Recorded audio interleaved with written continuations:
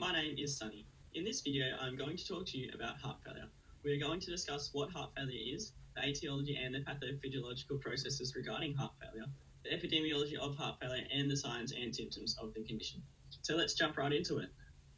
Heart failure is a complex clinical syndrome that can result from any structural or functional cardiac disorder that impairs the ability of the ventricles of the heart to fill or eject blood, with clinical diagnosis based on a careful history and physical examination. Heart failure has been singled out as an epidemic and is a staggering clinical and public health problem associated with significant mortality, morbidity, and healthcare expenditures, particularly among those aged 65 and older. Despite progress in reducing heart failure-related mortality, hospitalizations remain frequent and rates of readmissions continue to arise. The causes of heart failure are numerous, yet the most common form of heart failure is coronary artery disease.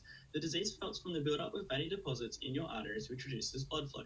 Another cause of heart failure is valvular degeneration and primary cardiomyopathies. Cardiomyopathies include genetic factors such as hypertrophic cardiomyopathy and myocarditis. Heart failure being such a broad topic, there are numerous pathophysiological processes underlying the disease, which can be summarized into four main categories.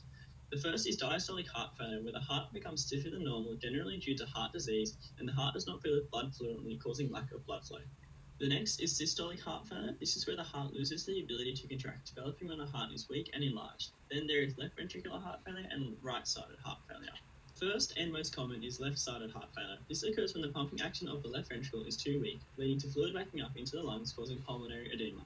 Fluid continues to back up to the right side, hypoxemia, leading to systemic edema as well. Right ventricular heart failure is the second category of heart failure, and it is generally due to the result of left-sided heart failure. When the two are together, it is known as biventricular heart failure. Left ventricular heart failure is generally due to systolic impairment, which may be due to ischemic heart disease such as coronary atherosclerosis or plaque buildup in the coronary artery, which leads to damaged myocardium. If the coronary artery is blocked completely, then a heart attack will occur, leaving scar tissue in the myocardium that does not contract at all, leading to decreased efficiency of the heart and, in turn, heart failure. Another common cause of heart failure is long-standing hypertension. As arterial pressure increases in systemic circulation, it becomes harder for the left ventricle to pump blood into the hypertensive systemic circulation, leading to left ventricular hypertrophy, allowing the heart to contract with more force. The increased muscle mass required increases oxygen demand. And due to the extra muscle, the coronaries are squeezed, leading to decreased blood to the tissue. More demand and reduced supply leads to weaker contractions and, in turn, systolic heart failure. In hypertension, it is concentric hypertrophy. Therefore, the new cycles generated are in parallel with existing ones. Therefore, as the heart muscle wall enlarges, it crowds the ventricular space, resulting in less room for blood, which then may lead to diastolic heart failure. The concentric hypertrophy leading to diastolic heart failure may also be caused by aortic stenosis, a narrowing of the aortic valve opening, as well as hypertrophy cardiomyopathy, an abnormal ventricular wall thickening, which is often a genetic cause. Heart failure is also due to dilated cardiomyopathy, where the heart chamber grows in size, aiming to increase ventricular filling in preload. Over time, the muscle walls get thinner and weaker, leading to systolic left-sided heart failure. A rare cause of heart failure is restricted cardiomyopathy. This is where the heart muscle becomes stiffer and less compliant, therefore the left ventricle cannot stretch and fill with as much blood, resulting in diastolic heart failure. The decreased stroke volume leads to decreased blood flow to the kidneys, activating the renin-angiotensin-aldosterone system, ultimately causing fluid retention, filling the heart a little bit more in diastole, increasing preload and increasing contracting strength by the Frank Starling mechanism.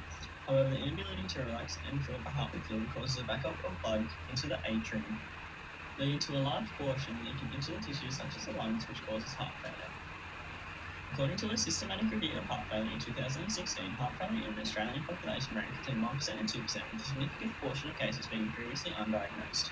The burden of heart failure was higher among Indigenous than non-Indigenous Australians, and heart failure was 2 times more prevalent in women than men, and rural and remote regions than in metropolitan and capital territories.